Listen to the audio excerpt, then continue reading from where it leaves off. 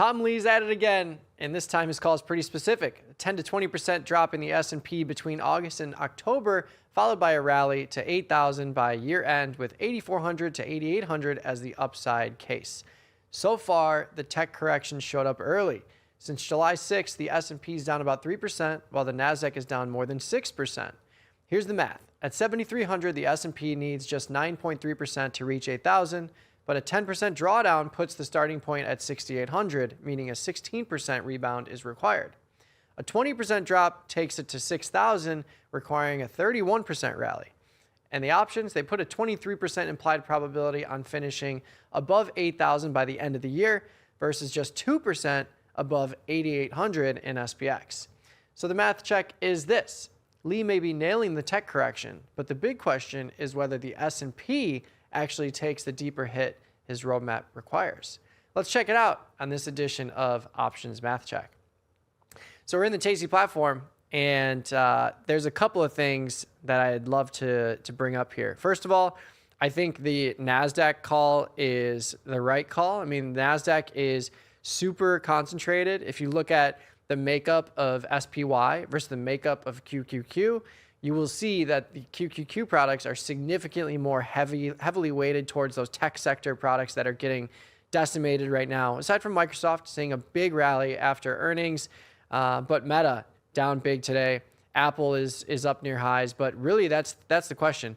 Will the tech space allow for the S&P 500 to reach these higher levels? So I think what's really interesting and something we've been talking about in the morning show is just the difference between the gains in RSP, which is an equal weighted S&P 500 product, versus SPY and versus the Qs. So I actually have that pulled up here. This is a cool feature you can use on the web-based platform, or if you download the new desktop platform, you can get this as well. So if you click on this little compare button at the top of the charting package, you can type in up to 5 different symbols and chart them out. I changed my line graph, or the chart graph, to a line so that they all look similar. But the blue line here is the Qs. This is a look back from April of 2026, a 2-hour chart.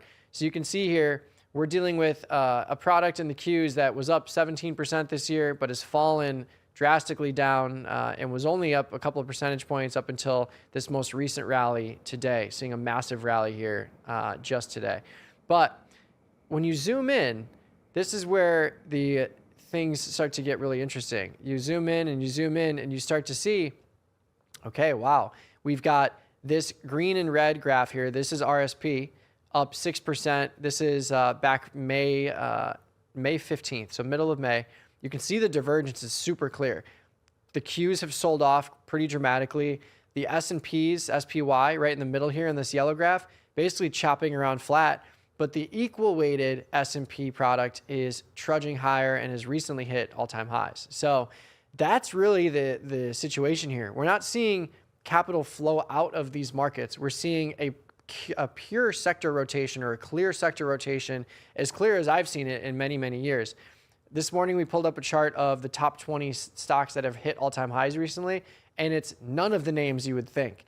It's products that you haven't talked about for many years. It's not your NVIDIAs, your Apples. Well, Apple was in there, but it's not your Microsofts, your NVIDIAs, your Netflixes. It's these other products that are more consumer products, consumer-heavy products. So the tech space has really been the sector that's taken it on the chin. So to go back to the call, like, are we going to have a big sell-off in the S&Ps and then a rally up to 8,000? Well, if you look at SPY specifically, we haven't gone anywhere over the last month and a half. But RSP, the equal weighted S&P 500 product, has gone up 6% in the same period.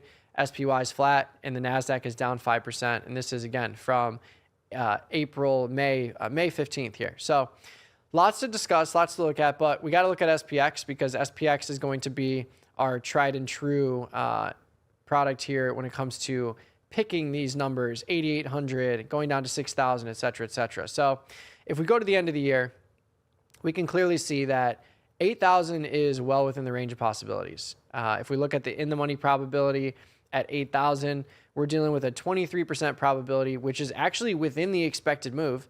This orange bar expected move goes all the way up 611 points based on current implied volatility.